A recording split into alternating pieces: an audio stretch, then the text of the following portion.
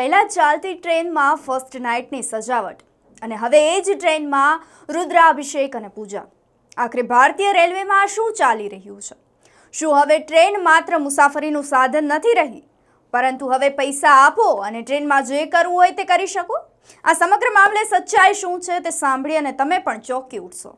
નમસ્કાર, આપ જોઈ રહ્યા છો HD ન્યૂઝ અને હું છું આપની સાથે વલ્લરી વ્યાસ.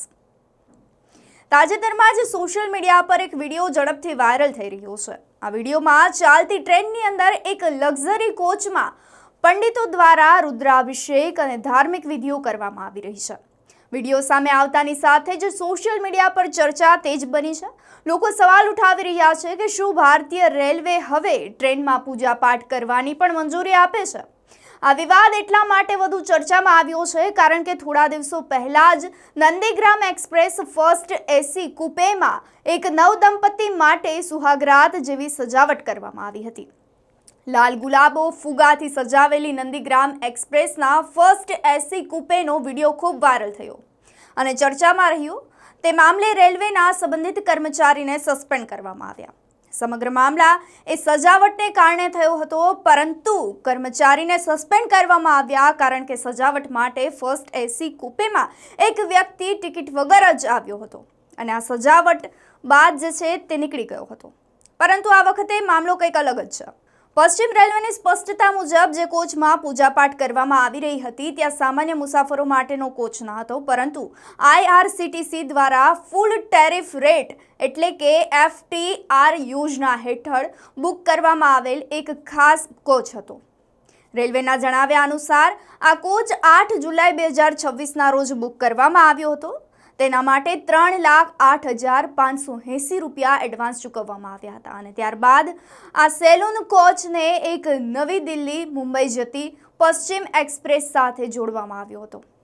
રેલવેનું કહેવું છે કે આ કોઈ સરકારી કે VIP સેલૂન ન હતું. કોઈ અધિકારી માટે પણ ફાળવવામાં આવ્યું ન હતું. આ સંપૂર્ણપણે એક ખાનગી અને કોમર્શિયલ બુકિંગ હતું. હવે સૌથી મોટો સવાલ એ છે કે શું સેલૂન કોચમાં પૂજા કરવાની મંજૂરી છે?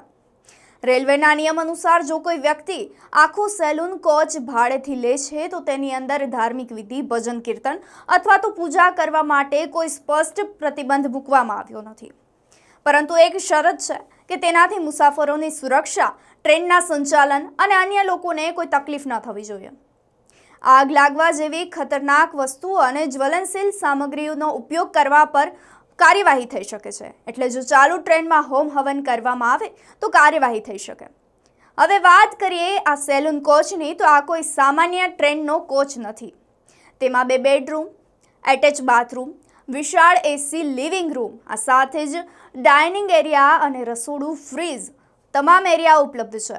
આરો પાણીની વ્યવસ્થા, રસોઈ માટે વાસણો અને સ્ટાફ જેવી લક્ઝરિયસ સુવિધાઓ પણ ઉપલબ્ધ કરવામાં આવે છે.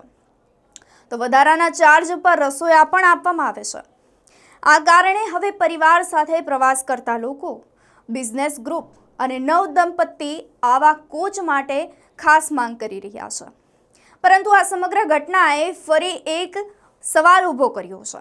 શું સામાન્ય મુસાફરો અને વિશેષ બુકિંગ કરનારા લોકો માટે નિયમો અલગ અલગ છે, કે પછી નિયમો એક સરખા જ છે, પરંતુ કોચનો પ્રકાર અલગ હોવાથી પરવાનગીઓ અલગ અલગ આપવામાં આવે છે?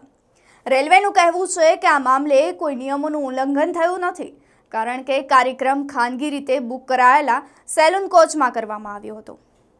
તો તમે શું માનો છો? ચાલતી ટ્રેનમાં ખાનગી સેલૂન કોચમાં પૂજાપાઠ, ભજન કે આવા કાર્યક્રમોની મંજૂરી આપવી જોઈએ, કે પછી રેલવેએ આવા કાર્યક્રમો પર વધુ સ્પષ્ટ નિયમો બનાવવા જોઈએ? તમારો અભિપ્રાય અમને કમેન્ટ બોક્સમાં ચોક્કસથી આપજો.